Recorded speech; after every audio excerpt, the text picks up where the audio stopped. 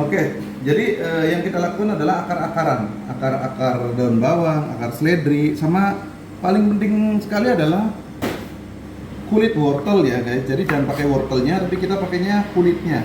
Yang wortelnya sama daunnya kita bisa pakai untuk masakannya. Ya, begitu. Jadi tidak ada yang dibuang karena ini kalau di istilah perhotelan namanya mirepoix ya. Jadi kita setelah air mendidih seperti ini ya,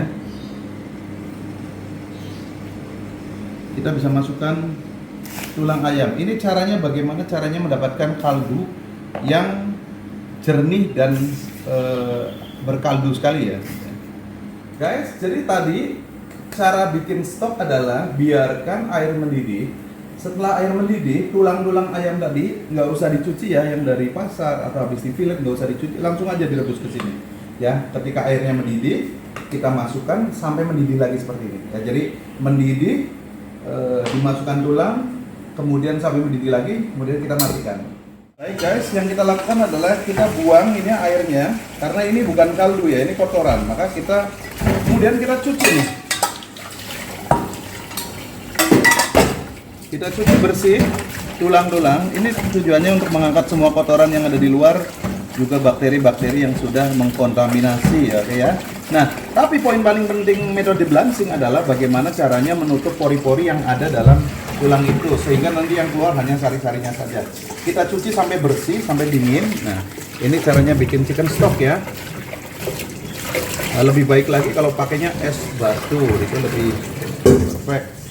Nah, seperti ini. Oke. Kita rebus air ini sampai mendidih ya.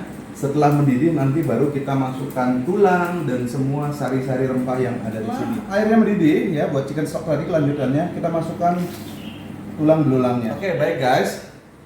Ya, setelah kita masukkan tulangnya, kemudian kita masukkan rempah-rempah tadi ya. Ini rempah-rempahnya ya. Jadi biar nggak long, karena nanti ini hanya diambil sarinya. Jadi selama ini kalau yang teman-teman buang nih akar daun bawang, ini aduh eman-eman ya. Mulai sekarang begitu lihat video saya, jangan pernah lagi ngebuang akarnya seledri, akarnya daun bawang ya, kulitnya jahe, kulitnya wortel gitu ya. Jangan dibuang. Kalian bisa bikin untuk flavornya ya. Alright. Nah, kita seperti ini.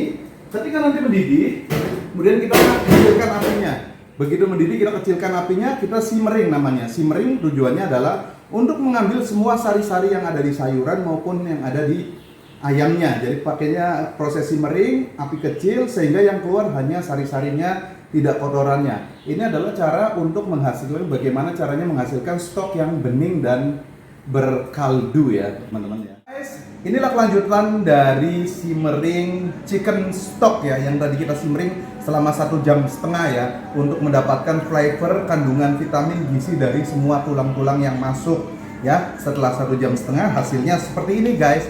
Tara, gitu ya. Jadi bening, berkaldu, tidak butek ya, karena semua kotorannya sudah terperangkap di dalam tulang dan pori-porinya sudah mengunci setelah di blanching, sehingga warnanya bening jernih seperti ini ya. Oke, kita cicipi.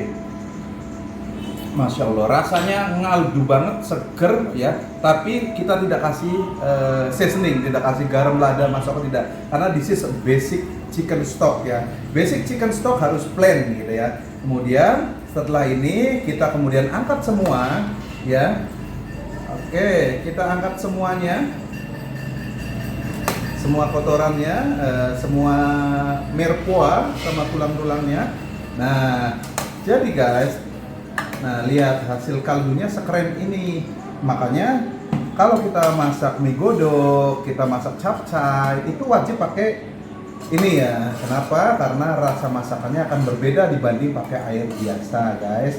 Makanya kaldu chicken tidak bisa digantikan dengan air biasa. Makanya banyak yang di luar yang belum pengalaman selama ini bikin capcay hanya pakai air biasa, sehingga rasa masakannya tidak begitu istimewa ya.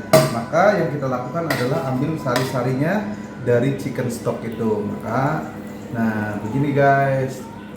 Nah, Alright, inilah hasil kaldu. Kemudian nanti kita akan dinginkan, kemudian kita akan porsi-porsi. Setelah sudah di suhu ruang, kita akan simpan di dalam freezer untuk pemakaian jangka waktu yang 1 bulan ke depan. Intinya satu minggu sampai 1 bulan. Jadi kita akan ambil sedikit buat masak, seperti itu. Guys, thank you very much for watching our video. Bye bye.